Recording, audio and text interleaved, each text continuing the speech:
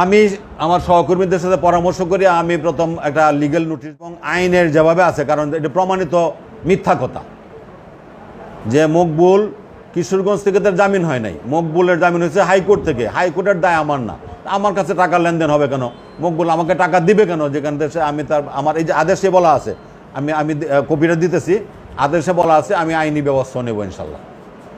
গতকালকে পাকুন্দি ঈদগাহ মাঠে বিএনপির প্রতিষ্ঠাবার্ষিকী পালনের একটা মিটিংয়ে পাকুন্দি উপজেলা বিএনপির যুগ্ম আহ্বায়ক কামাল উদ্দিন কামাল আমাকে কেন্দ্র করে বিএনপির প্রতিষ্ঠাবার্ষিকী পালনের একটা মিটিংয়ে পাকুন্দি উপজেলা বিএনপির যুগ্ম আহ্বায়ক কামাল উদ্দিন কামাল আমাকে কেন্দ্র করে উদ্দেশ্য করে বিএনপির পিপি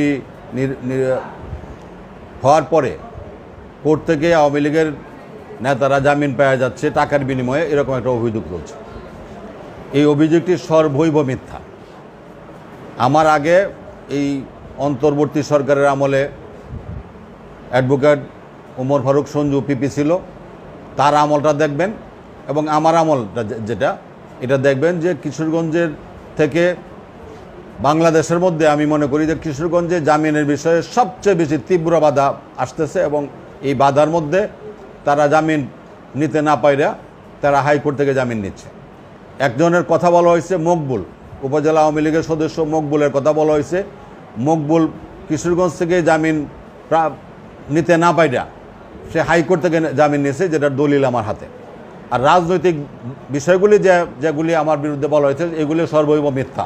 প্রত্যেকটা ইউনিয়নে প্রত্যেকটা ওয়ার্ডে কাউন্সিলের মাধ্যমে কমিটি হইতেছে, বরং চরফরাদি ইউনিয়নের 9টা ওয়ার্ডের কমিটি যেটা আমাদের কামাল সাহেবের উপস্থিতিতে হয়েছে, এইখানে অনেক অভিযোগ আছে, অনেক পদ প্রার্থীদের কাছ থেকে অনেক ধরনের অন্যায় সুবিধা নেওয়ার কথা আছে, যেটা ভিডিও ফুটেজ আছে আমার কাছে, যেটা ভিডিও ফুটেজ আছে এবং তারা আমার কাছে বিচার দিছে। 2 জন, একজন করিম বাড়ি দক্ষিণ চরটিকি আর একজন মুফাজ্জল তার বাড়ি চরফরাদি।